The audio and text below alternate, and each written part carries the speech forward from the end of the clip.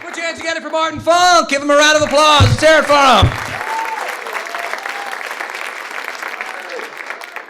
Well, good evening. Saturday night, late show. How you guys doing? All right. My God, you guys would suck at a rock concert with an attitude like that, man. It'd be like, you ready to rock and roll in day? Yeah. Yeah, rock and roll me, buddy. Go. Let's hear it, you guys. In the mood for some comedy or what? Make some noise!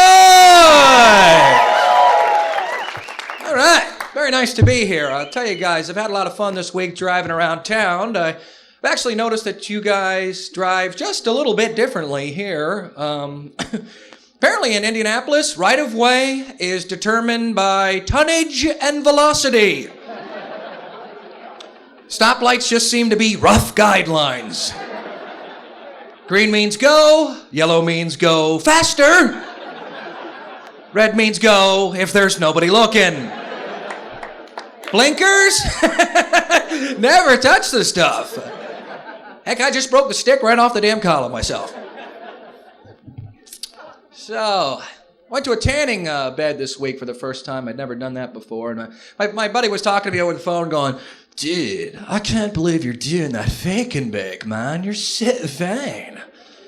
And he was right, but you know what I couldn't figure is how he knew the real reason I was using tanning beds was so that I could bathe my body in enough high-frequency ultraviolet electromagnetic radiation to alter the chromosomal structure of the DNA within my sexual gamete, so that my offspring would be born with enough positively mutated genetic material to become the next higher stage of human evolutionary development, and I would then be the visionary progenitor of an entirely new race of super beings.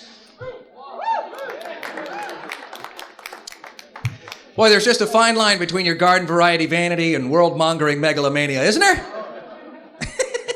I was watching the television this afternoon, and my theory about TV now is, well, I think it's a lot like computers. It's just garbage in, garbage out. There is so much stupid stuff on TV these days. I think if you watch enough of it, it can't help but make you stupid. Like this commercial for Vaseline Intensive Care. This woman walks out, she has sort of a vacuous, self-lobotomized look on her face, right? She looks into the camera and she goes, sometimes my skin is so dry, I can actually write the word dry on the back of my hand. Yeah. Well, if you need to do that to tell your skin is dry, maybe you ought to etch the word stupid on your forehead while you're at it. It probably wouldn't help much anyway. She'd just get to that bathroom mirror and be going, dip puts. Cool. Most of you guys got that one. Pretty much if you don't get that, you are. Man, God forbid some of you guys get trapped in traffic in front of an ambulance, huh?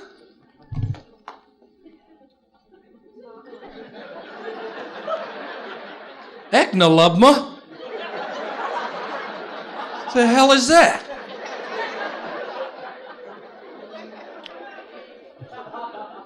You finally just got the joke, huh, sir? That's all right. We'll wait for the rest of the bunch to catch up. It just seems to me like a lot of the quality and standards in the mass media have dropped a lot in the past couple of years. It's everywhere, too. Radio, television, newspapers. USA Today is a perfect example. Oh, man. That fucking hamster litter, fish wrap, birdcage liner of a pandering populist, penny dreadful shit rag newspaper. Good Lord. How good is a newspaper, folks, that has a daily corrections column? We fuck up every day. That's the nation's #1 newspaper. I'm reading in there the other day in the USA Snapshot. It says, a survey conducted recently shows that 3 out of 4 people make up 75% of the population. Boy, look at some of you guys just looking at me like, 3 out of 4, let's see. Dude, we just came here to see comedy, man. We didn't want to have to do fractions. What a dick.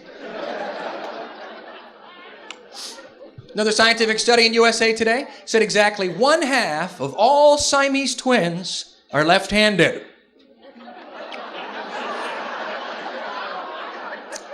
Okay, some of these jokes you will actually have to think about tonight, guys. Feels kind of nice to fire up that old GED, doesn't it? Yeah. Final survey that I read said that every 30 seconds on this globe, somewhere a Julio Iglesias song is being played. It's true. You know what that means? Somewhere every 31 seconds, somebody's going, God damn it. Shit. Julio Iglesias. Well, it didn't look like old Julio will be rolling into Indianapolis anytime soon, huh? Ticket sales are down, Julio. Same newspaper, I swear this is true in USA Today, the celebrity obituary column they have, it said the Guinness Book of World Records oldest living human had died. Carrie White had died at the age of 118 years old. Last line of the obituary said, and I quote, cause of death has not yet been determined. Let me take a wild fucking stab in the dark on this one.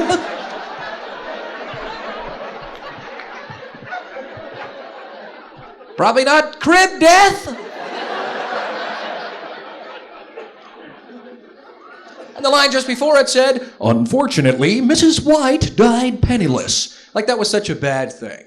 Man, sounds to me like she timed it just right. Hell, I'm sure her last words were, and put the rest of that on the gift certificate, Chuck.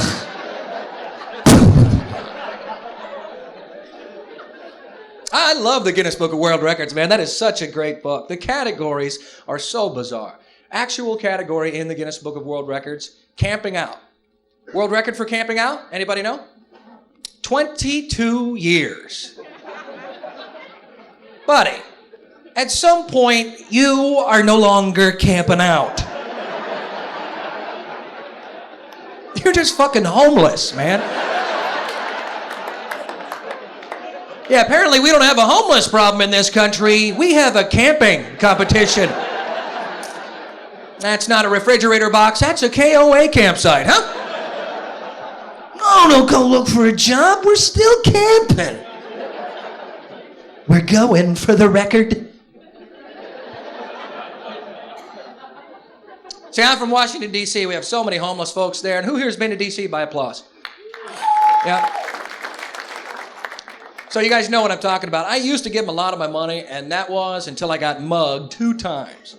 First time was my fault, though, because I figured I'd tell the guy I didn't have any change without actually saying that, you know. So I walked by, and the guy goes, yo, man, you got some change? I was like, no, man, I only got big bills.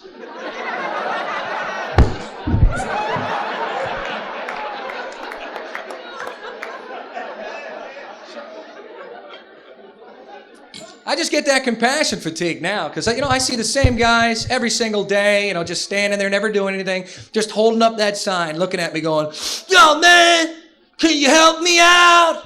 It's like, yeah, there's 2 S's in homeless. Okay, fuck you guys, that's funny. Apparently 2 is the limit for spelling jokes here in Indianapolis, is that it? He's like, oh, damn, he's up there ciphering and spelling and fractions and... Why don't you just go on back home to D.C., Mr. Bookworm? I bet you that damn ponytail's just a clip-on. Looks like it's from the Nancy Kerrigan collection to me. You guys think it's actually wrong to toss a bum some change? You know, say like, I don't know, a fistful of pennies, overhand. Really hard, right at his head. Wrapped in a roll. While he's sleeping. From the window of a moving vehicle. While you're hollering, oh no, God bless you, you fuck! Sorry, a couple of muggings just makes you a little bit bitter sometimes. Oh, God. Really, I tell you, everything is just driving me crazy in the mass media with the low quality and standards. Not just the papers, television is even worse. Good. Americans supposedly spend over 1/4 of their waking lives watching television. And I think you are what you watch, like you are what you eat. Think about some of the crap we have to digest. Like America's Funniest Home Videos. I don't know about you guys. I just can't take 30 minutes a week of watching Junior hit Pop in the nuts with a croquet mallet. Next week, fat chick slips on ice.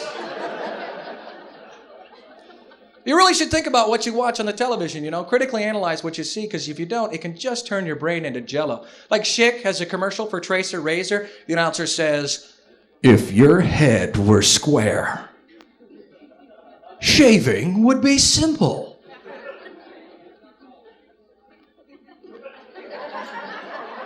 Buddy, if your head were square, shaving would be the least of your worries. You'd be doing 6 shows a day on the Midway with a fucking Elephant Man. You'd be Cubo the Blockhead Boy. I am not an animal. I'm a polyhedron. Besides, if your head were square, wouldn't you want to grow a beard? Help round out those unsightly corners. That's what's scary to me is, they say the median IQ in America is dropping at a rate of 3 points every 5 years based on the Stanford Binet IQ test. So 5 years ago, it was 100. Apparently this year, it's what? God damn it, he did it again. That son of a... I didn't even have a chance to get my damn calculator out. It's 97. So what that means is that, folks, the world is not going to go out with a bang or a whimper, but just sort of a... Hey!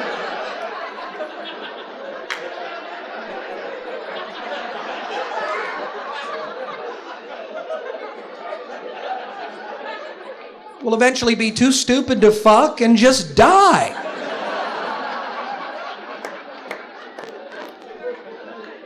See, now I said that last night, and this lady goes, "I'd never be too stupid to fuck." Well, for me, ma'am, you already are.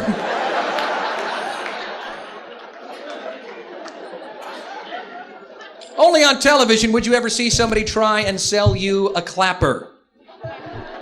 That commercial has been on for almost 10 years now. 10 years now. Who is buying this product? Stop it!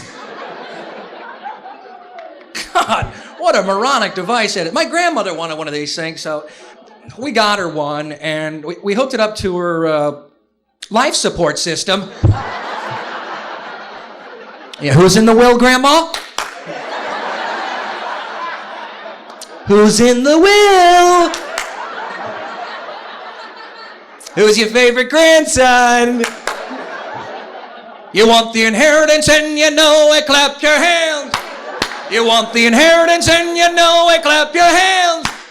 The respirator is not science, so I know that you are dying. I want the inheritance and I know it, clap my hands.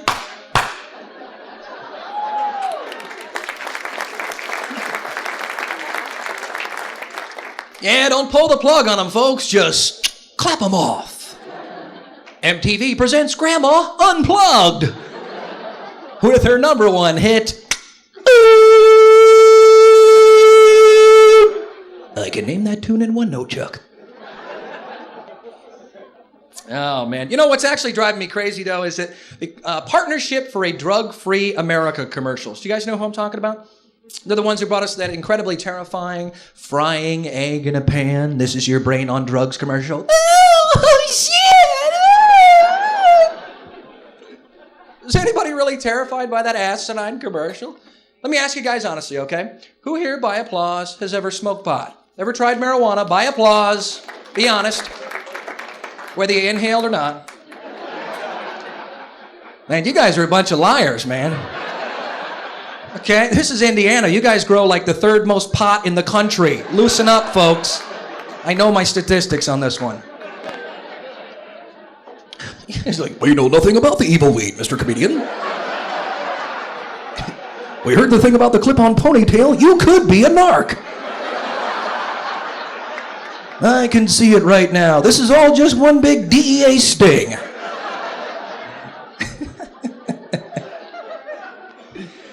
See, I really hope that they do legalize marijuana in my lifetime. I really, really do. And, mainly because, that way I'll be able to use it as a tax deduction. Just file that under source for comedy material. Because I have written a lot of material when I was stoned, I'll tell you that. I never used any, because, it really didn't make any fucking sense the next day. But boy, was it funny for the night.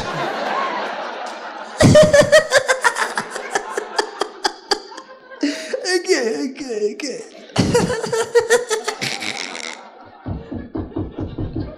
Shut up. Okay, so the only real difference in the parallel universe is the parking's a lot more difficult? So stupid, I love it.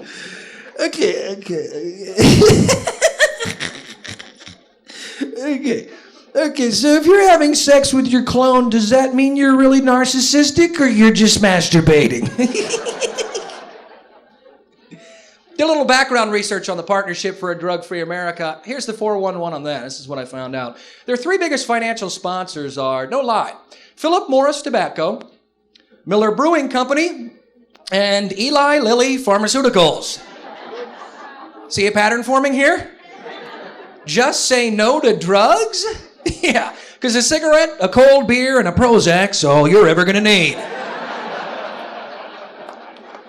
Man, that's a hypocritical message by them, don't you think? Because what they're really saying is that they want us as consumers to spend our disposable income on their legal drug products. They don't want us to spend our money on illegal drug products. Why? Because they're competing for our dollar. So for them, the war on drugs is not about morality. It's just about making money, man. They have a new commercial now. They show this EEG readout. The announcer says, "This is the brain of a normal 14-year-old boy."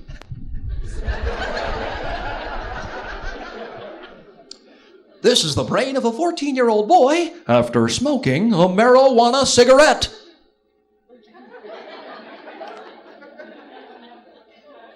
Any questions? No.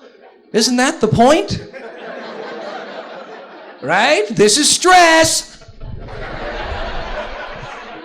And this isn't. Hell, my only question would be, where can I get some of that dope? Man, folks, any weed that'll turn you into a flatliner, that's good fucking bud. Good.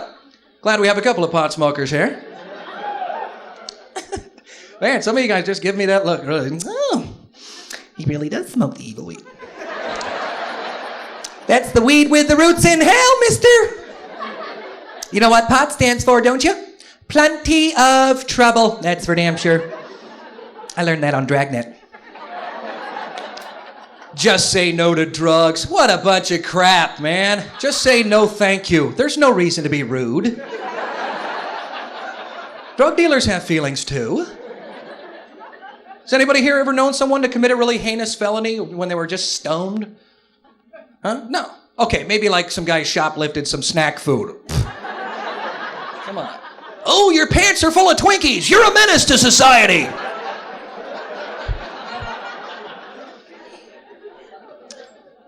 Who here has ever heard that marijuana kills brain cells? By applause. Boy, suddenly this has just become like working a methadone clinic in here. You're just like, oh, dude, we'd love to respond to you, but we're just kind of peeking right now, buddy. Well, actually, I had heard that too, and that's not true. It's a myth, and it's a lie. Here's the background on that. 1974, the Heath Tulane University study determined that marijuana killed brain cells. Here's the scientific research methodology, however. You guys decide. They took a rhesus monkey. They strapped him into a chair. They strapped a gas mask over his face, and they pumped the equivalent of 63 Colombian-strength joints into the face of the monkey for 6 minutes straight, losing no smoke for 90 days in a row. So I signed up for this program, right? You know, I needed the extra credits, and man, the only thing you can pump into the face of a monkey for 6 minutes without killing brain cells is air. The poor guy was suffocating. Hey, don't bogart that gas mask there, Curious George. Come on, pal.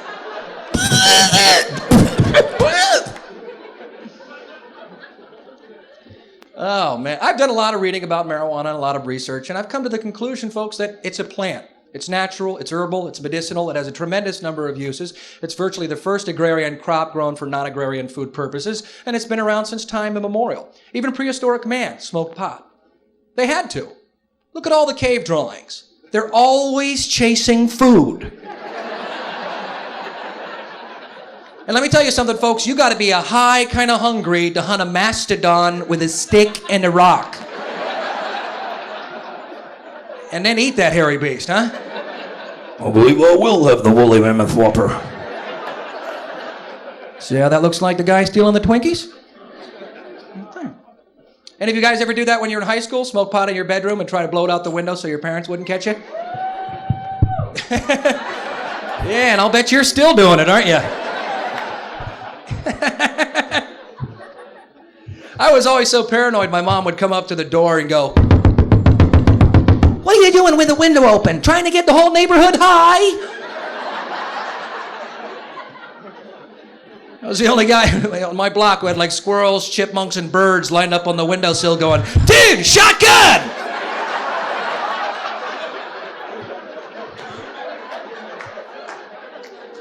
I'll never forget the night this monkey showed up outside my window going, "Dude, remember me?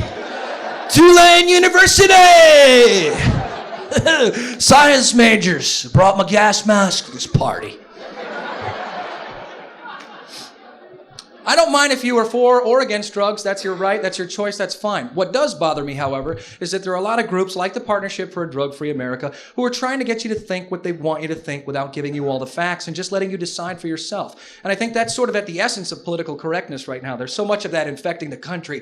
And I think because of that sort of repression, you've seen a real resurgence in things like, homophobia, sexism, racism. Matter of fact, a friend of mine just recently went to go get a job at Walmart. And they said they wouldn't hire him because he was homosexual. So I told him he should go back in, reapply for a job, tell him he was bisexual, but he just wanted to work part-time. Just come in on those days he was feeling particularly macho. Stick him in auto parts. Don't you hear guys say that all the time? Guys always say that, man. I just don't understand how one man could ever want to suck another man's dick. Well, obviously. I mean, if you did, you'd probably be gay. Right? And usually it's like some 300-pound, tattoo-ridden, toothless Dan Haggerty-looking bastard who says, "I'll tell you what. Ain't no goddamn pillow-biting bottom feeder ever gonna stick his thing in my keister, that's for damn sure, mister." Well, of course not. The guy's gay. He's not blind. Give him credit for some taste, man. See a lot of racism going on, too, and I don't really understand that. I just, I tell you, I just joined the Big Brother program recently, and the very first question that lady asked me over the phone was, "Well, what race do you want him to be?" So just to mess with her, I said, "I don't care what race he is. Just so long as when I pick him up, he's wearing something sexy."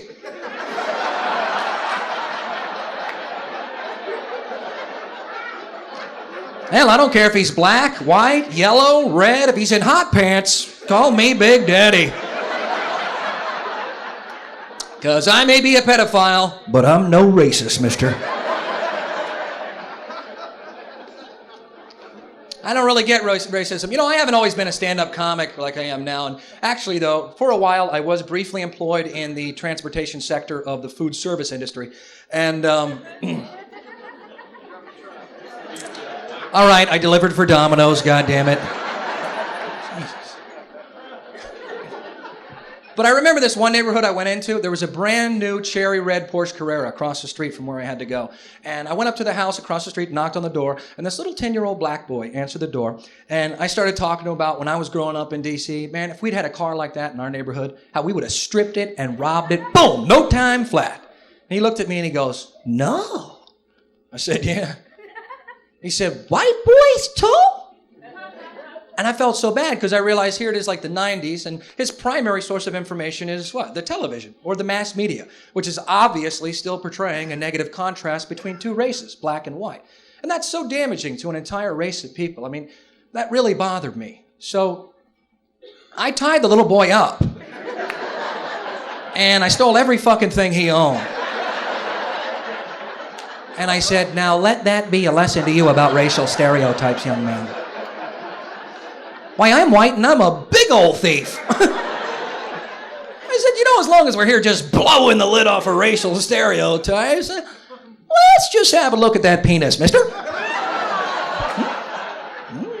There we go. See that? Oh, see there? Exactly the same size. Of course, he was a 10-year-old kid, so... He was pissed, man, but he got the message, and that's the important thing. You white folks aren't any better than us, man. My job there was done. Hi-ho, honky, away!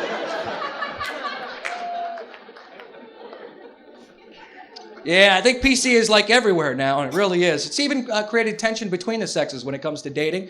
You have so many terms you have to deal with these days. Terms like what? Date rape, sexual harassment. Well, you know, there was a time, not very long ago, folks, when the passionate pursuit of a beautiful young woman you were attracted to was considered romantic.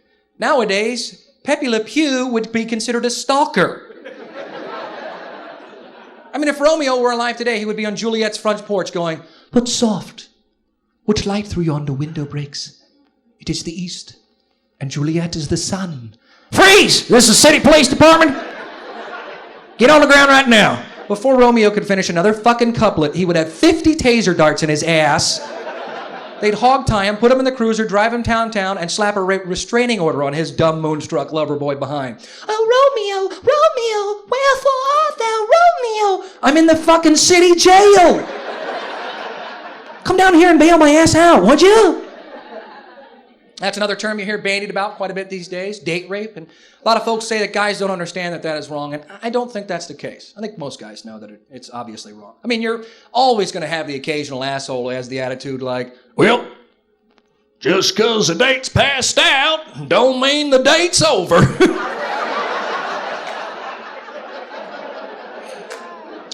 By and large, I think most guys do understand. It's just that historically and sexually speaking, men have always been expected to be the aggressor or the initiator. So for a woman, the idea of being date raped is really pretty frightening.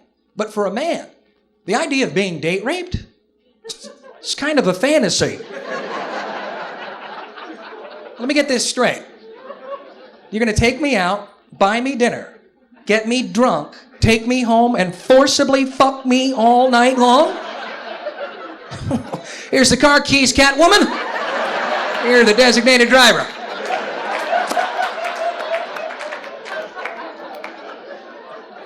I love women to death, I really do, and I'm sorry that there is the tension between the sexes like there is right now. And as a matter of fact, this is a great example. I was in Baton Rouge, Louisiana last week. Met this girl at a bar, really liked her a lot. I thought we were getting along great, until finally I made the mistake of saying, "Well, hey, what do you say you and I get out of here and just go back to my place?" She snaps, freaks out, looks at me and goes, "I wouldn't sleep with you if you were the last man on earth." And I was thinking, well, no kidding, babe. If I was the last man on earth, I could be a little bit pickier. Hell, you wouldn't live long enough to make it to the front of the line. You'd have to peer through the overly moosed coifs of at least 26 NFL cheerleading squads just to see the back of Kim Basinger's head. See all the guys going, "Now that is a good goddamn line right there. That is never happening to me again. That is for damn sure." Okay, let's see. How do you spell Basinger? Is that one or two S's in Basinger? That's okay. Alrighty, one S in Basinger, two S's in homeless. Got it. Well, guys, I'm going to have to get out of here. It's been a fun fish fry, but before I take off, I want to share this with you very quickly. I do a little poetry every now and then. Recently, I finished a poem that I submitted to Hallmark, and, well, they turned me down, and I was really bummed out by that, so I would like to go ahead and share this with you if I could. When the road you chose gets rocky, and the way leads all uphill. And even good friends desert you, as they sometimes will. When the deck seems stacked against you, seems there's no way you can win, that's the time to buy a gun and put it to your chin.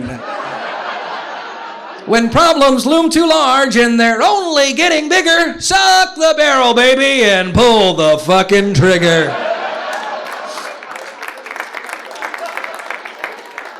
Oh boy, I get misty every time I read that. Sorry. They really did turn me down at Hallmark, so I said the hell with it, created my own greeting cards, and started my own greeting card company, which is now called Hellmark. Oh, if you like that one, I have actually 3 different cards. This is one right here, my Uncle Sam pointing at you. That's that famous picture that says, I want you to pull my finger.